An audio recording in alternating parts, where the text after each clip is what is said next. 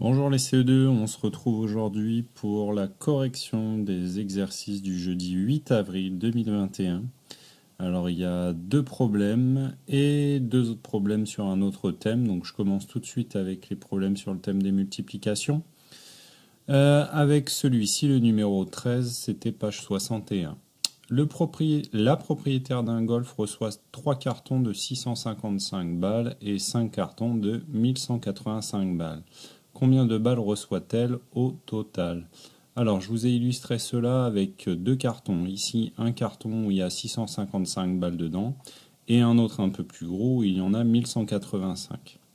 Naturellement, vous devez comprendre que vous allez avoir plusieurs opérations à faire.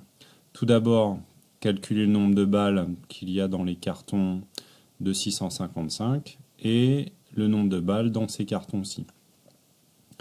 Donc, on va commencer avec une multiplication pour faire 655 fois 3. On pourrait aussi faire 655 plus 655 plus 655, chose qui serait un peu moins aisée avec 1185. L'idéal, c'est de faire donc 3 fois 655 et 5 fois, puisqu'il y a 5 cartons comme cela, 5 fois 1185. Donc, les résultats sont juste en dessous. Voilà. Donc pour commencer, 3 fois 655, on obtient 1965. Ensuite, 5 fois 1185, on obtient 5925. Et maintenant qu'on a le nombre total de ces balles-là, eh bien, il faut tout remettre en ordre, tout additionner, et on obtenait 7890 balles. Donc voilà pour notre premier problème. Passons maintenant au deuxième. Alors, c'est une histoire de citerne d'eau. Le directeur d'un camping a installé un récupérateur d'eau de pluie pour arroser une partie de son terrain. Le récupérateur peut contenir jusqu'à 950 litres. Jusqu'à 950 litres, donc. Si le directeur installait 8 récupérateurs d'eau sur toute la surface du camping, quelle quantité d'eau de pluie pourrait-il stocker? Donc un récupérateur d'eau de pluie, ça ressemble à ça ressemble au petit dessin qu'il y a ici. On constate donc ces 950 litres et il y en a 8. Donc on va procéder à une multiplication qui est 950 multiplié par 8, puisqu'on a 8 fois 950 litres. Donc le résultat de cette opération ici, on n'oublie pas que 8 fois 0, ça fait 0. 8 fois 5, 40, donc on a un 0 également ici, on retient 4. 8 fois 9, 72, 72 et 4. On obtient donc 76 pour terminer. Si on remet tout en ordre, ça fait 7600. Donc on peut stocker 7600 litres d'eau. On n'oublie pas l'unité de mesure ici, le litre, sinon on ne sait absolument pas ce qu'on peut stocker. Ça, c'est très très important de le mettre. Allez, maintenant on passe au nouveau thème du jour.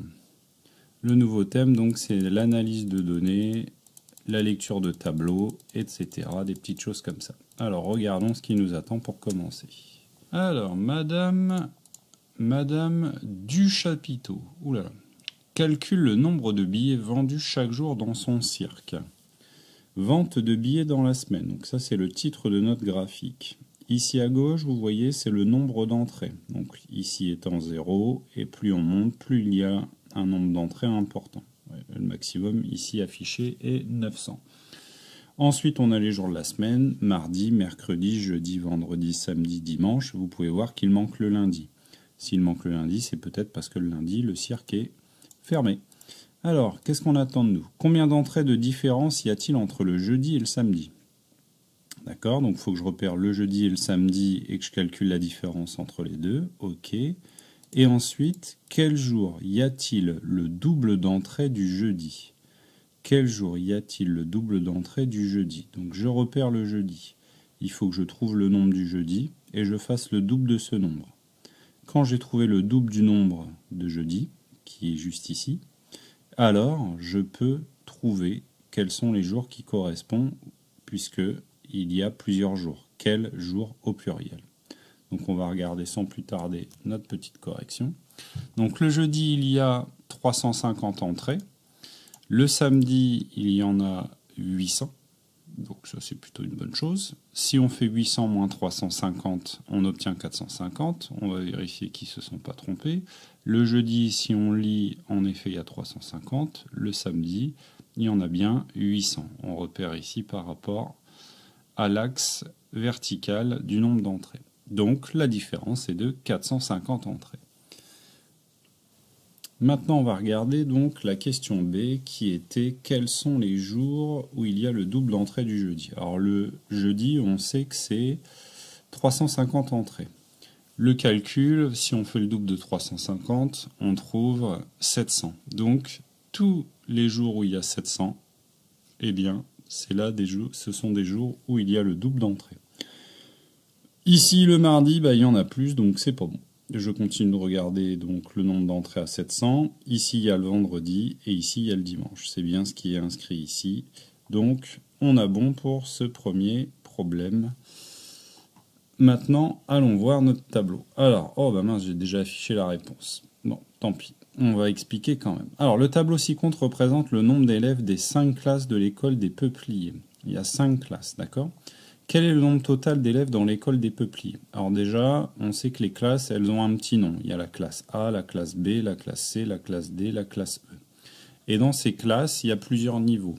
Il y a les CP, donc les CP, ils sont tout seuls. Les CE1, les CE1, vous avez vu, ils sont divisés en 2 classes. Il y en a dans la classe B et il y en a dans la classe C. Les CE2, ils sont tout seuls. Les CM1, ils sont tout seuls. Et les CM2, ils sont tout seuls. Les CM2, par exemple, ils sont dans la classe E. Alors là, on cherche à faire le total du nombre d'élèves. Donc pour faire un total de nombre d'élèves, c'est très simple, il faut prendre tous les élèves qu'il y a dans cette école et calculer en faisant des additions, donc 25 plus 28 plus 12 plus 13 plus 29 plus 24 et on obtient 131. Donc voilà, c'était une petite mise en route, ces 2 petits problèmes avant les problèmes de demain sur la lecture graphique et sur la lecture de tableau. Voilà, on se retrouve bientôt les CE2 pour la suite. Allez, bonne journée!